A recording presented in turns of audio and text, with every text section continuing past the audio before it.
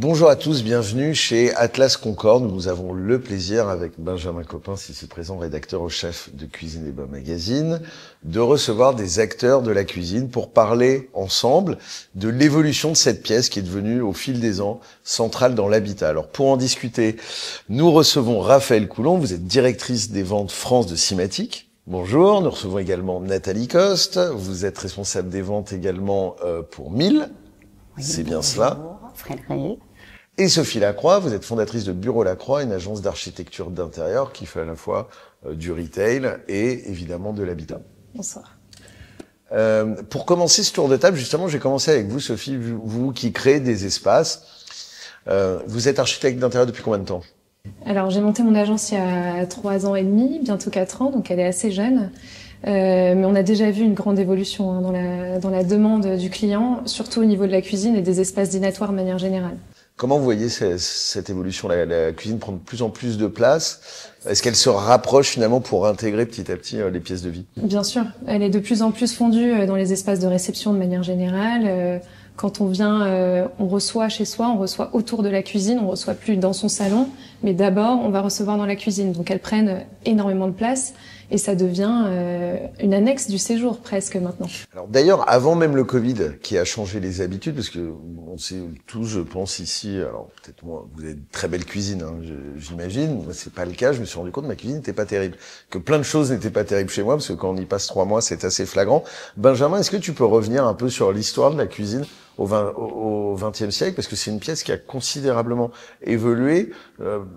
Il y a des raisons sociales, des raisons historiques. Tu peux nous en parler un petit peu? Oui, alors je suis tout sauf un spécialiste quand même de la question, parce que je suis pas historien, mais enfin je me suis l'historien de la cuisine. Je me suis un peu documenté. J'ai notamment consulté des ouvrages de Monique Eleb, la regrettée Monique Eleb, qui a disparu il y a quelques années maintenant. Donc sociologue très réputée, elle s'est beaucoup intéressée à la socio-histoire, à la généalogie de l'habitat et à son évolution au cours du XXe siècle. Et qu'est-ce qu'elle nous apprend? Elle nous apprend que dans 2 de ses ouvrages, notamment dans lesquels elle consacre des pages fascinantes sur la cuisine équipée, elle nous apprend que jusqu'à la fin du 19e, la cuisine était très liée à la cour de service, à l'escalier, à l'arrière de la maison, en fait, dans l'habitat bourgeois. Et puis peu à peu, début du 20e, les domestiques ont commencé à disparaître. Et donc un vrai problème. C'est à la maîtresse de maison qu'il incombait, excusez-moi de cette expression, hein, mais je sais pas en utiliser d'autres, c'est à la maîtresse de maison qu'il incombait de préparer les repas et de recevoir. Donc ça n'était pas forcément pratique. Ça a d'ailleurs, je crois, entraîné certaines modifications au niveau du code de construction, puisque la pièce devenait habitable et habitée, puisque c'est la maîtresse de maison qui y était dorénavant. Donc, il fallait que la cuisine soit ouverte, non plus sur la courette, mais sur la cour principale, sans doute pour des raisons de luminosité, entre autres. Et donc, pour des raisons pratiques, la cuisine a commencé à migrer de l'arrière de l'habitat vers la salle à manger. On comprend aisément pourquoi. Et également pour des raisons pratiques et hygiénistes, parce qu'avant, jusqu'alors, la cuisine était une pièce totalement insalubre, dans laquelle ne venaient que les domestiques. Lorsque la maîtresse de maison a commencé à l'investir, cette pièce, il a fallu la rendre plus fonctionnelle. Donc pour des raisons pratiques et hygiénistes, elle est devenue plus fonctionnelle, plus confortable à vivre, et elle a commencé à ressembler ce à quoi elle ressemble aujourd'hui. En parallèle, j'aimerais aussi toucher un petit mot de la cuisine ouverte, parce que Monique Eleb nous dit des choses très intéressantes, et je pense qu'on va être amené à parler de cuisine ouverte, forcément.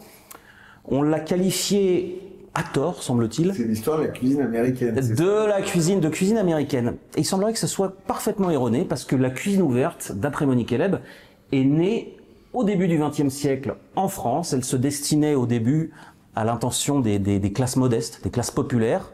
Il fallait en fait, dans un espace restreint, mettre à la fois le lieu de vie, d'interaction, le lieu où on faisait sa toilette, naturellement où l'on dormait, et on devait faire la cuisine. Et donc, on a commencé à construire des petites unités très fonctionnelles, certes exiguës, mais qui rassemblaient en un seul et même espace sans cloison, des cuisines ouvertes. Ce qu'on retrouve d'ailleurs chez Le Corbusier, c'est l'histoire du bar cuisine.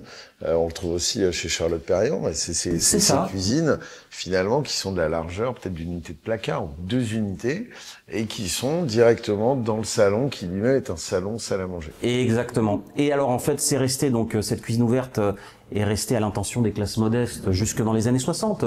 elle n'avait pas de caractère ostentatoire ou statutaire. Et dans les années 60, pour la rendre plus attractive, notamment à l'attention des classes aisées, il y a eu un tour de passe-passe marketing. C'est-à-dire qu'on l'a qualifiée d'américaine.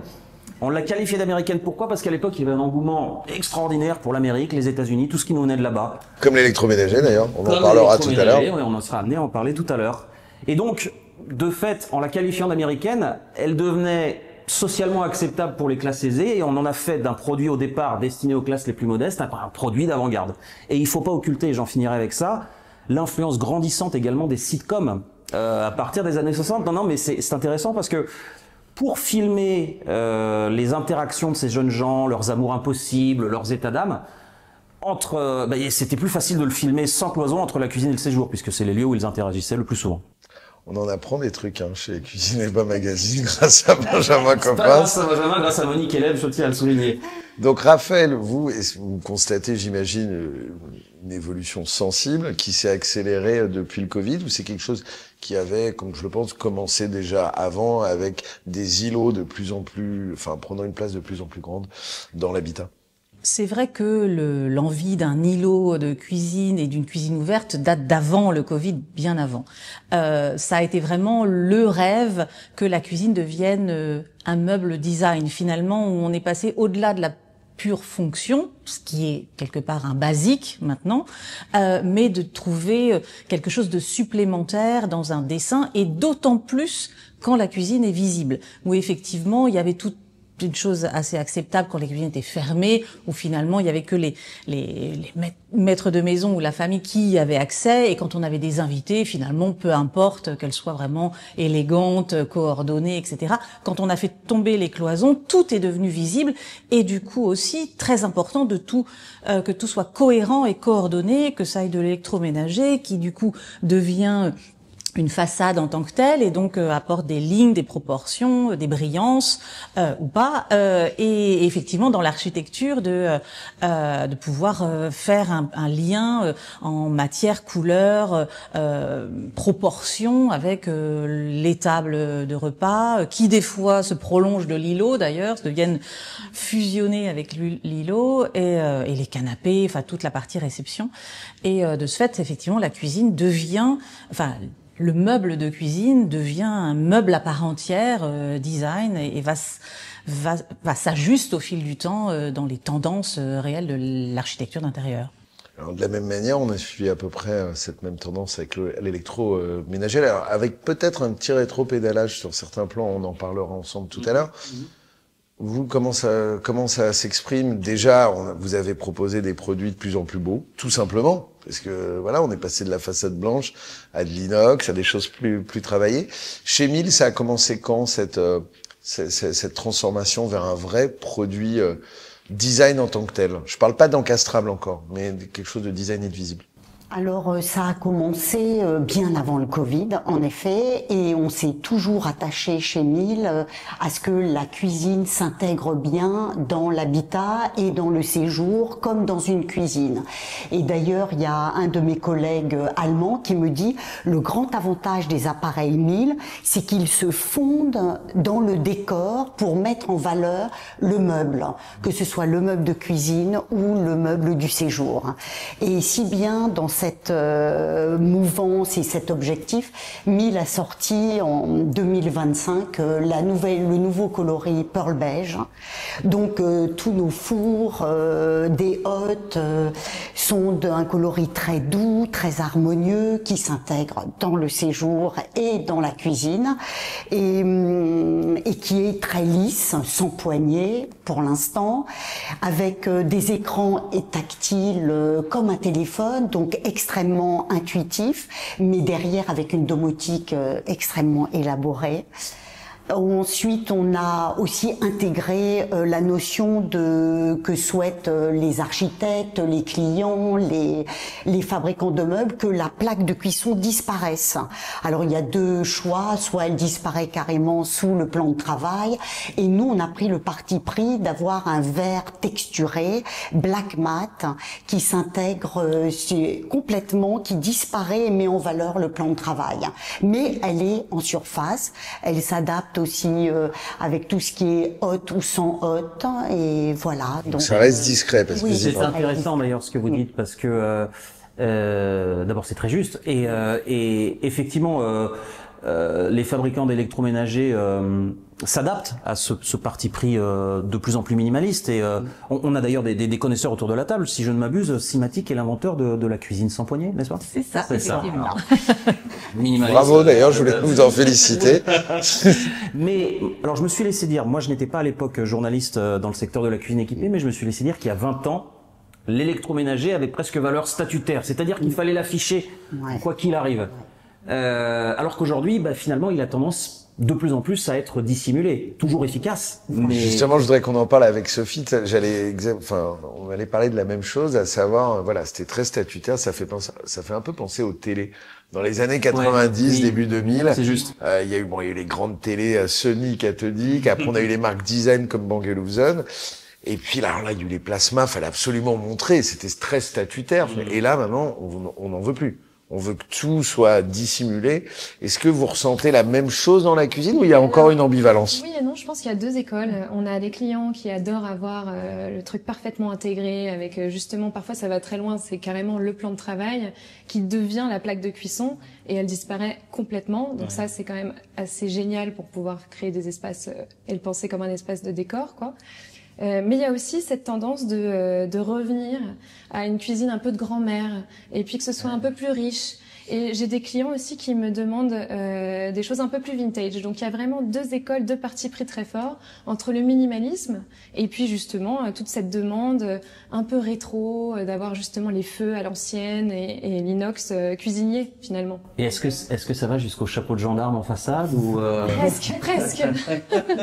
Mais c'est vrai qu'il y a les deux demandes et que c'est assez fort, c'est assez radical, c'est soit tout soit rien, quoi. Il y a vraiment ce truc et donc soit ça disparaît complètement, soit on l'assume encore plus et c'est vraiment deux partis pris qui sont très forts. Et est-ce que vous avez ressenti juste après la pandémie ce dont on a parlé, c'est-à-dire que les Français se réappropriaient vraiment leur habitat et accordaient un... Oui. Ah oui. Et puis même les budgets qui sont alloués aux cuisines, aux séjours, à tous les espaces de réception et de vie de manière générale ont drastiquement augmenté depuis le Covid parce que justement on réinvestit dans nos maisons pour y vivre pleinement et puis en profiter vraiment.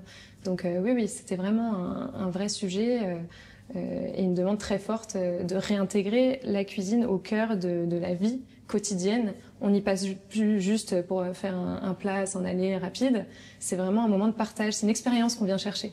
Sans compter que l'attrait, la passion pour l'art culinaire est de retour. Alors pour des raisons parfois de santé, mais aussi peut-être porté aussi par ces fameuses séries télévisées. Je sais plus. Top Chef, Master Chef, etc. Voilà. Et puis aussi, on a pris l'habitude de pas sortir pendant quelques mois et de devoir cuisiner. Absolument. Il y a eu un boom sur la literie de la même manière. Le canapé, je crois que c'est numéro 3. Cuisine 1, literie 2, je crois, et canapé 3, c'est un truc comme ça. Le fait qu'il y ait deux écoles, comme vous dites, Sophie, ça fait aussi que vous proposez des choses très encastrables et des trucs super visibles finalement, qui sont vraiment travaillés comme un objet de décor. Oui. Chez Miele, ça se manifeste comment? C'est quoi? Alors vous nous avez dit qu'il y avait une nouvelle couleur qui s'intégrait, qui était très neutre. Voilà. C'est marrant parce que beige. le pearl beige, c'est la couleur de l'année, le pearl beige. Parce que j'en parlais avec Technogym. Alors rien à voir, c'est du fitness, mais je pense que vous avez relevé aussi. Ils ont créé une nouvelle gamme qu'ils ont présentée à Milan, qui est à peu près dans ces tons-là, un taupe un peu clair. Parce que de la même manière qu'avant l'électroménager était inox, l'outil de fitness était noir. Et ils ont vu que quand d'un seul coup, s'ils sortaient un peu de la pièce qui était allouée uniquement à ça, ça peut être une cuisine ou une salle de sport, s'ils entrent dans la chambre ou la cuisine dans le salon, c'est pas beau. Enfin, ou en tout cas, ça gêne beaucoup de personnes. Donc maintenant, il y a des teintes qui sont pensées pour ça, pour pas être de l'encastrable, mais être visible, mais de manière très très neutre.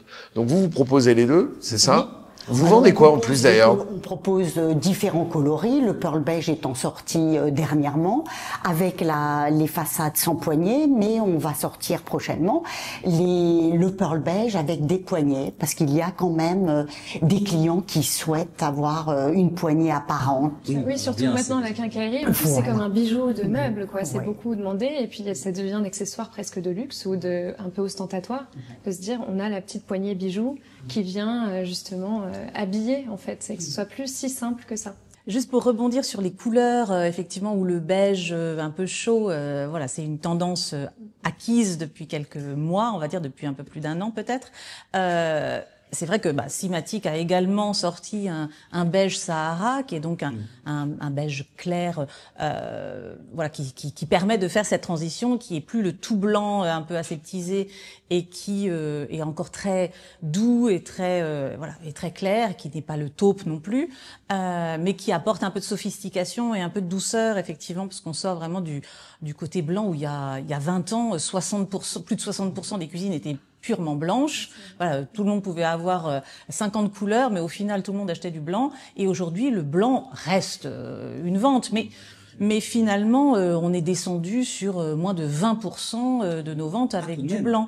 Donc, on est sur des tons des fois clairs, hein, donc un gris très clair ou un beige Sahara qui, effectivement, est issu de toutes les tendances des architectures d'intérieur qu'on voit émerger. Du coup, il faut bien, effectivement, matcher avec En termes de matière, vous travaillez principalement... c'est-à-dire, vous sentez des grandes tendances par segment, par période, ou alors globalement... Voilà, vous savez que telle matière, ça va rester, voilà, c'est une valeur sûre. On va dire que les matières en tant que telles, je saurais pas trop dire mais par contre, ce qu'on peut dire très bien, c'est que le brillant avait complètement disparu ces dernières années. C'est vrai, très juste. Donc, on est passé du à peu près 50-50 à moins de 8% de nos ventes en finition brillante, que ça soit du stratifié ou de la laque brillante, ou même des bois, des plaquages vernis brillants, vraiment sur une très très très faible demande. Et la seule...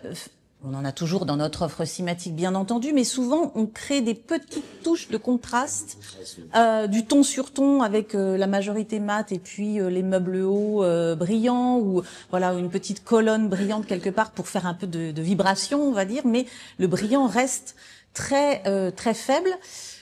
Même si voilà, les choses, il y a toujours des revivals, on va dire, où avec le côté un peu vintage 50s, on est revenu avec ce petit clin d'œil un peu formica brillant, ou des choses comme ça, des lacs.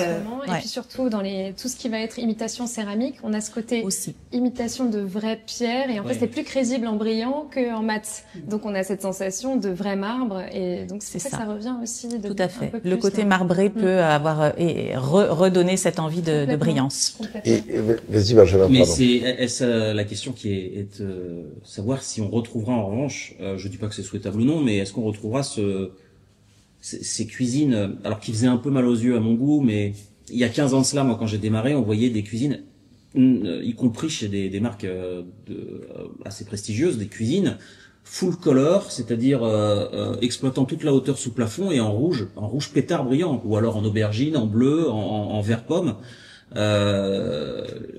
On en a fait des couvertures dans Cuisine et Bain Magazine. Je suis pas forcément très fier de ces couvertures parce que sont pas celles qui ont le mieux vieilli. Elles sont passées un peu de mode, ouais, surtout la cuisine vert pomme. Mais enfin, est-ce qu'on verra le retour de cette couleur? Sincèrement, il y a une dimension un peu bijou à l'architecture d'intérieur aujourd'hui qui revient sur le doré, le brillant, tout ce qu'on trouvait un peu cheap. Maintenant, on le remet en valeur parce qu'il y a ce côté très clinquant bijou. Et comme on cherche à créer des écrins, il y a vraiment ce côté lac, artisanat, du coup semblant d'artisanat aussi. Les couleurs laiton notamment, mais voilà, c'est par petites touches à être plus mesuré. On va pas faire un total look qui est connoté très début 90. Ouais. Je pense que, mais ça me fait penser à quelque chose, c'est aussi la place en termes de superficie, parce que là on parle de place visuelle. Mais je me faisais la remarque, et je partageais ça avec Benjamin, c'est qu'il y a eu une tendance réelle à la cuisine presque trop grande. La mode des îlots a créé l'envie chez les gens d'avoir forcément un îlot, quoi. Or, on n'a pas tous un salon de 70 mètres carrés. Et ça devient compliqué. On a l'impression qu'on peut, en fait, ça sacrifie à l'espace de vie global. Est-ce que Sophie, vous le ressentez? Est-ce que parfois ça vous arrive de dire aux clients, bon, alors c'est cool, voilà, d'avoir un îlot de cette taille-là, mais votre salon est un peu trop petit. Et finalement, ça va être trop massif, quoi. Bien sûr. Bah nous, on est toujours dans la dualité du truc, à se dire, est-ce que on l'expose ou est-ce qu'on ferme la cuisine en fonction des espaces, en fait, en fonction de la surface. Parfois, on est aussi obligé de fermer cette cuisine, ne serait-ce que pour des raisons esthétiques, parce que si on a juste un tout petit linéaire, en fait, on n'a plus envie de le montrer. Donc, on cloisonne. Mais effectivement, si on a la place et qu'on a la place de mettre un îlot, là, on le met. Mais j'alerte toujours mes clients, je me dis toujours, attention, il faut pas grignoter sur la surface de vie de trop, parce que après on s'en sort plus, quoi. Ça prend trop de place dans l'espace de vie.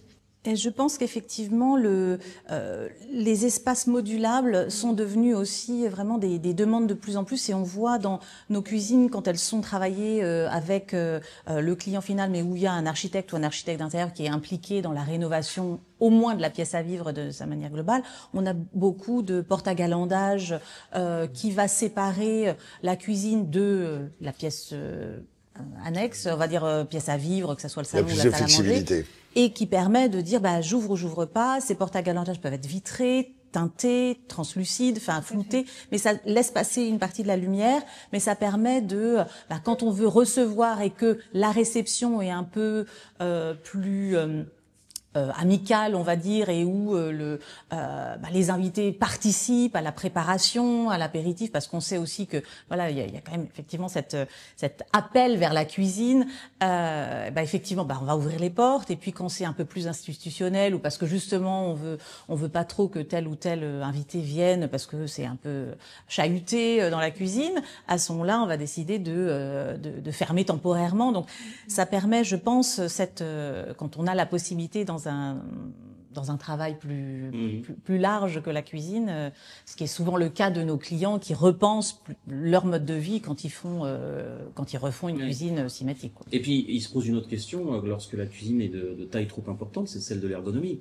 S'il faut prendre un taxi pour aller du poste de lavage ou de cuisson jusqu'au réfrigérateur, et j'ai déjà vu des réalisations comme ça, hein, c'est un mauvais cuisiniste, il n'y a pas des postes chauds et froids qui sont clairement établis, ou alors c'est que c'est trop loin. Enfin, non, c'est que par exemple, tu vas avoir un réfrigérateur qui a été à l'autre bout de la pièce, parce que parfois la pièce a été la pièce à laquelle la cuisine est destinée a été pensée finalement trop grande et qu'on sait pas trop l'occuper, quoi. Donc au lieu de tout réunir dans un coin, on essaye de déplacer ci et là. Alors, après, ça peut être aussi, je sens aussi monter dans certains travaux d'architecture d'intérieur et d'aménagement intérieur, l'arrière-cuisine, en fait, qui prend de plus en plus d'importance et qui permet finalement de scinder des volumes et de garder le côté bijou de la cuisine et toute la partie vraiment un peu sale, où justement quand on dessert, où on va aller mettre la vaisselle dans l'arrière-cuisine, et où certaines pièces d'électroménager qu'on veut justement un peu cachées, ou qu'on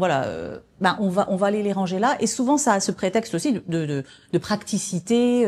On crée beaucoup de celliers dans les cuisines, de manière générale. C'est la mode de Love Story, ça. Hein. Tu parlais d'émissions de télé, c'est le fameux coup du cellier. Mais alors, Nathalie, justement, en termes d'électroménager, alors il y a des nouveaux besoins, mais est-ce que vous sentez des nouvelles envies aussi? Parce qu'on ne sait pas trop d'où ça vient, en fait. Est-ce qu'on a proposé de nouveaux produits qui ont révélé des vocations de grands chefs, avec notamment les fours vapeur, etc.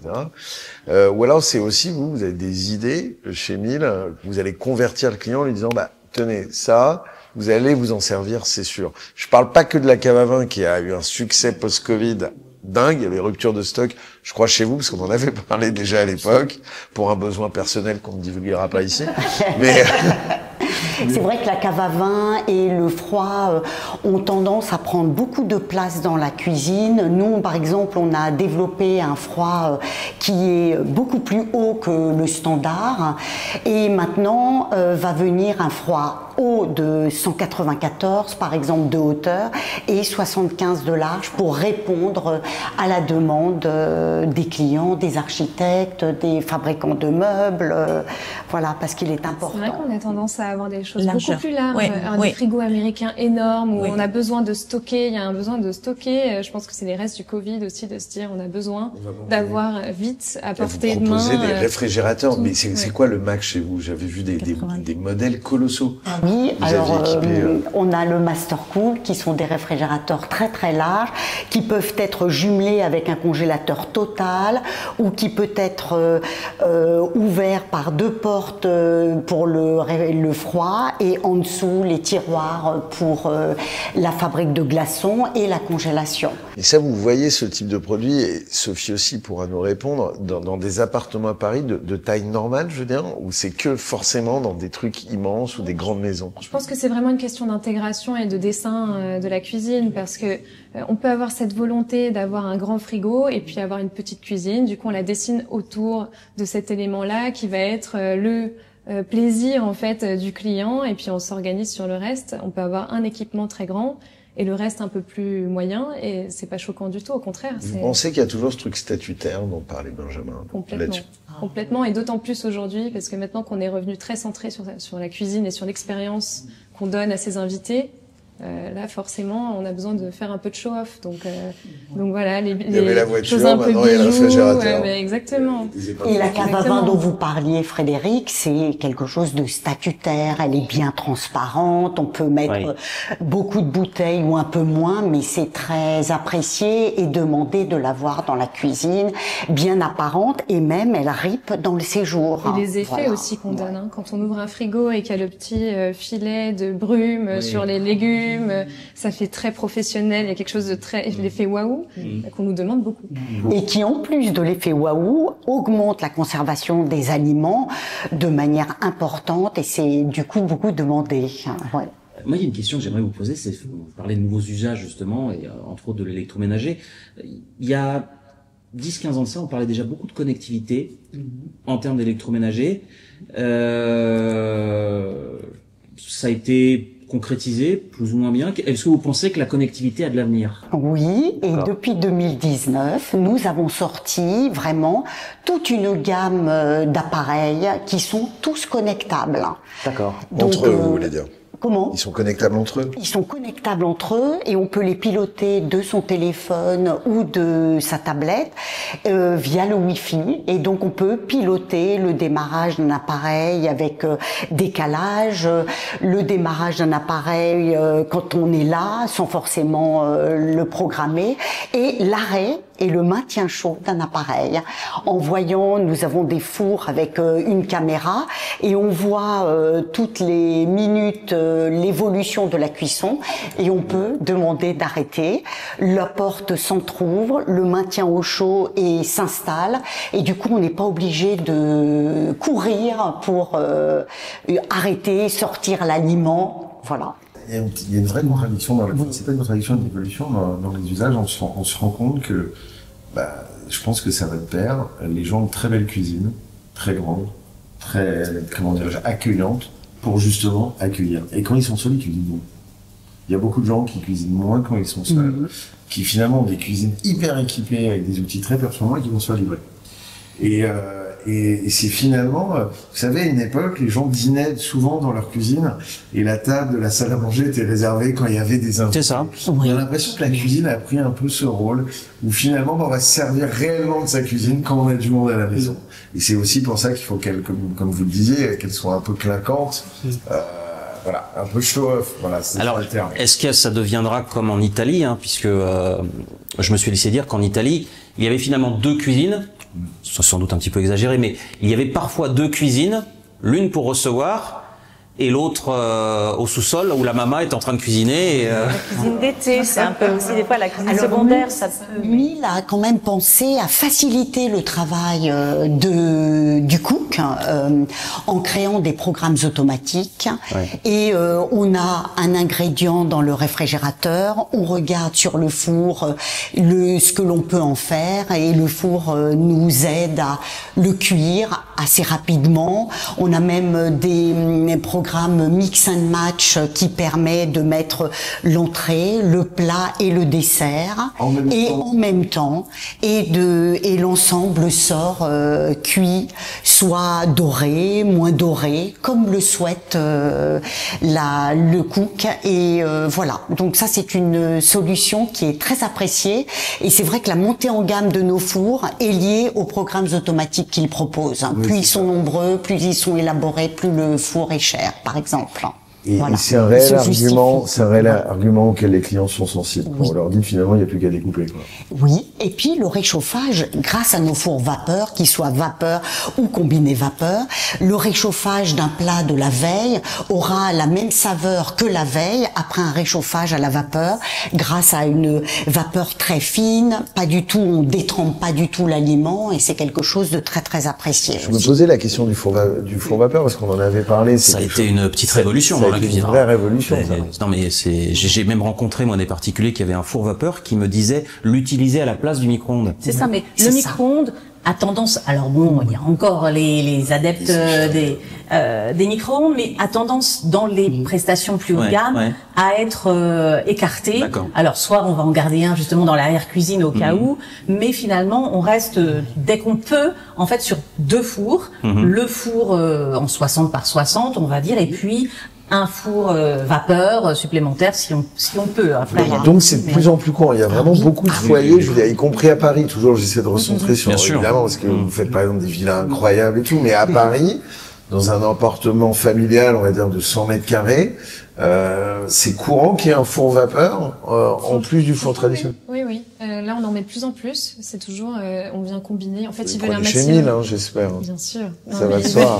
Non, mais ils veulent toujours plus d'options en fait. Donc plus on met d'options différentes, plus le client est content. Donc au final, on se retrouve toujours à mettre des choses dont ils ne se servent pas toujours dans leur intégralité. Mais c'est sûr qu'il y a parce cette qu'il y a demande toujours quand la, même. moi j'ai toujours la, enfin c'est pas une crainte d'ailleurs, mais de me dire, mais il y a plein de fonctions, est-ce que les gens les utilisent vraiment? Vous parliez des programmes, alors peut-être je suis très mauvais élève. Par exemple, quand j'ai eu un frigo connecté, enfin, je m'en suis rendu compte qu'il était connecté au moment où j'en ai changé d'ailleurs. Hein. J'ai vu que pour le revendre, c'était un modèle connecté. On m'avait peut-être mal expliqué, mais de la même manière pour les fours, il y a énormément de programmes. Ça ressemble de plus en plus à des autocuiseurs. On citera pas, mais c'est à peu près les mêmes fonctionnalités, à part que ça ne tranche pas et que ça ne hache pas. Vous êtes sûr que les gens s'en servent? Ah oui. Alors, je vais pour répondre à votre question. Nous, on a vapeur micro-ondes pour ceux les irréductibles qui ne souhaitent un petit four micro-ondes et vapeur. Pour les activités des enfants, 3 minutes de réchauffage, c'est l'idéal. 15 minutes à la vapeur pour le reste de la famille, moins pressé. Sinon, on a vapeur et multifonction. Et quand on achète 4 appareils 1000, minimum, eh bien, on a la visite d'un technicien 1000 à domicile qui vient après 1 mois d'utilisation des appareils, qui vient vous expliquer l'entretien des appareils, parce que c'est nécessaire. Notre promesse de 20 ans d'utilisation, de durabilité, elle est valable si on entretient l'appareil. Et ensuite, il vous explique toutes les fonctionnalités de vos fours, la connectivité des appareils, la hotte, la plaque, enfin voilà, tout.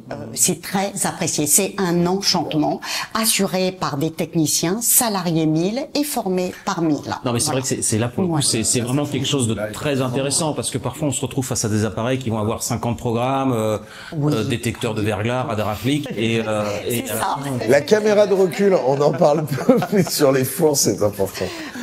Non, c'est un vrai plus.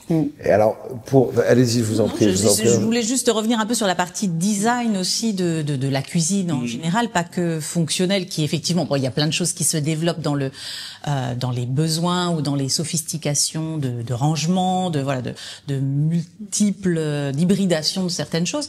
Mais dans le côté design, effectivement, je vais aussi dans la direction de Madame qui disait qu'il y a il y a la partie très un peu show-off de la cuisine où on va aimer des choses un peu brillantes avec l'ajout de matières métalliques.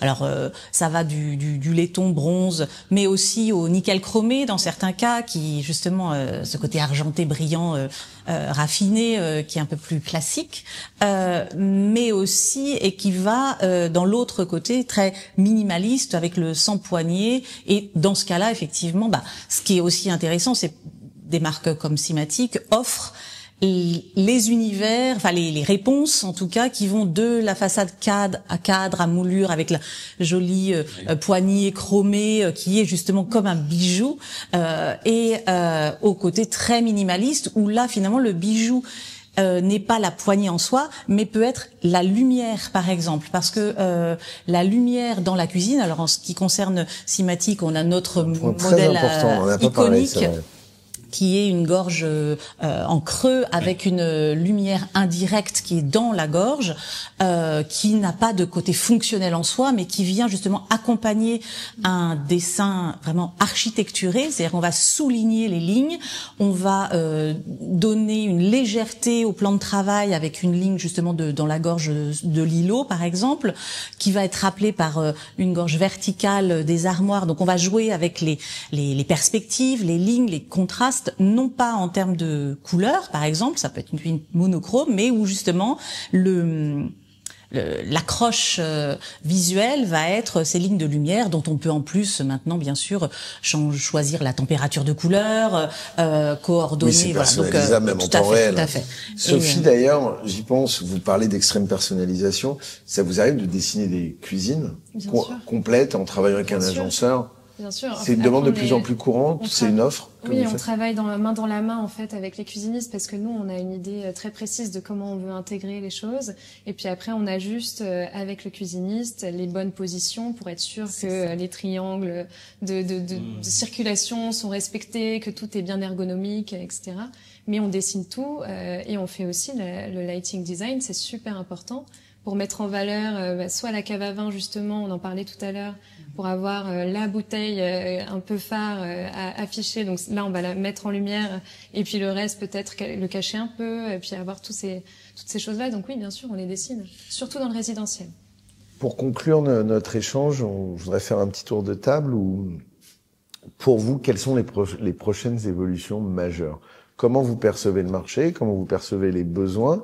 Et puis, est-ce que l'usage, les évolutions des usages des dernières années vous laissent penser à quelque chose de nouveau qui ne saurait tarder? Je commence par Sophie.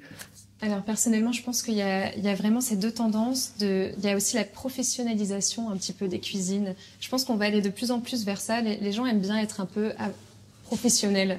Il y a ce côté, c'est comme le bricolage. On a envie d'avoir la meilleure machine qui fait vraiment pro. Et ben il y a un peu ce truc-là aussi avec le retour de la cuisine professionnelle, full inox avec plein de détails et puis justement le côté un peu vintage qu'on pouvait avoir des grands chefs de l'époque.